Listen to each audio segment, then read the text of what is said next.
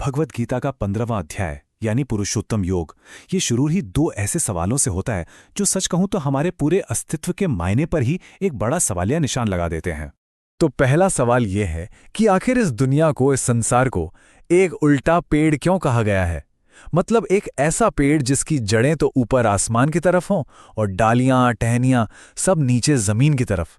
अजीब है ना? सुनने में ही कितना उल्टा लगता है। और फिर आता है दूसरा, उतना ही गहरा सवाल, ये पुरुषोत्तम आखिर हैं कौन?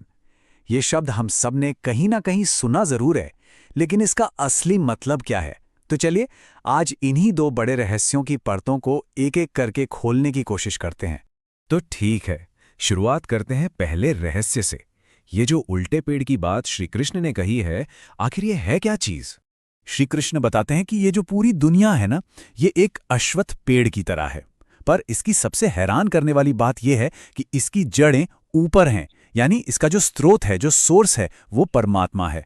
और इसकी डालियां, पत्ते, फल, वो सब कुछ नीचे की तरफ फैला हुआ ये भौतिक संसार है जिसमें हम सब जी रहे हैं। सोचिए, हम सब इसी विशाल उल्टे पेड़ का हिस्सा हैं। तो अब सवाल ये उठता है कि अगर हम सब इस पेड़ में फंसे हुए हैं तो इससे निकलने का कोई रास्ता भी है?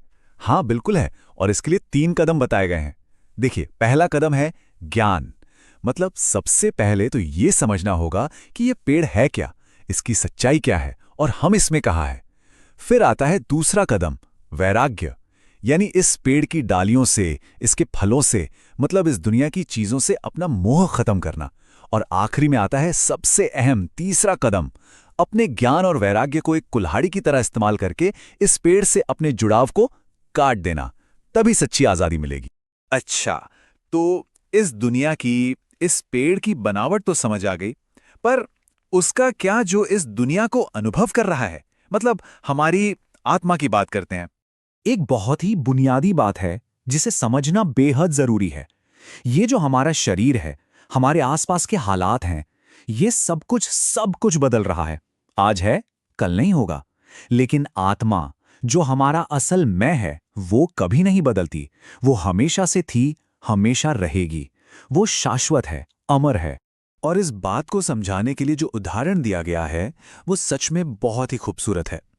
श्री कृष्ण कहते हैं, सोचिए, जैसे हवा चलती है तो फूलों की खुशबू को अपने साथ ले जाती है ना, बिल्कुल वैसे ही जब आत्मा एक शरीर छोड़ती है तो अपने संस्कारों का जो सार है, जो एसेंस है, उसे अपने साथ अगले शरीर में ले जाती है। तो ये सवाल मन में आ सकता है कि हमारी ये जो यादें हैं, ये जो ज्ञान है, ये सब आता कहाँ से है? इसका जवाब श्री कृष्ण एकदम साफ साफ देते हैं। वो कहते हैं, मैं ही सबके दिल में बैठा हूं। मतलब हमारी मेमोरी, हमारी नॉलेज, अरे यहां तक कि जो हम भूल जाते हैं, वो शक्ति भी उसी एक डिवाइन सोर्स से आती है जो हम सबके अंदर मौजूद है। चलिए अब इस समझ को एक कदम और आगे लेकर चलते हैं।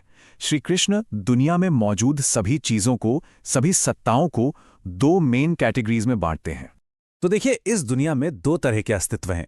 पहली है क्षर। क्षर का मतलब है वो हर चीज जो नष्ट हो सकती है, जो खत्म हो जाएगी। जैसे हमारा ये शरीर, ये पूरी दुनिया, पेड़ पौधे, जानवर, ये सब क्षर हैं। और फिर दूसरी है अक्षर। अक्षर मतलब जो कभी नष्ट नहीं हो सकती, यानी हमारी अविनाशी आत्मा, जो हर शरीर के अंदर है पर कभी खत्म नहीं होती। लेकिन कहानी यहीं खत्म नहीं होती। एक बड़ा ट्विस्ट है।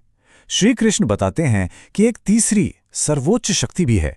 एक ऐसी शक्ति जो इस नष्ट होने वाले क्षर और कभी नष्ट न होने वाले अक्षर, इन दोनों से भी परे है, इन दोनों से भी ऊपर है।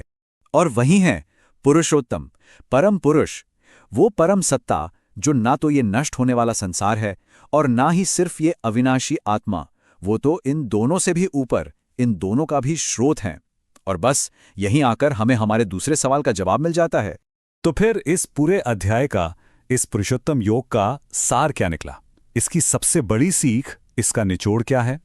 देखिए, सबसे जरूरी बात यह है कि जिस इंसान ने ये जान लिया, ये मान लिया कि पुरुषोत्तम ही परम सत्य हैं, कि वही इस पूरे ब्रह्मांडीय पेड़ का आधार हैं और वो इस क्षर और अक्षर दोनों से परे हैं, बस समझ लीजिए उस इंसान ने अस्तित्व के पूरे रहस्य को जान लिया।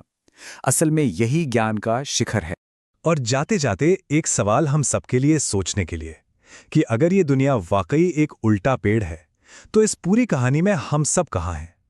क्या हम एक पत्ते की तरह हैं जो हवा के हर झोंके के साथ बस हिलता रहता है, या फिर एक टहनी की तरह जो पेड़ से तो जुड़ी है पर उसकी भी अपनी एक हद है? या फिर क्या हम वो नज़र विकसित कर पाए हैं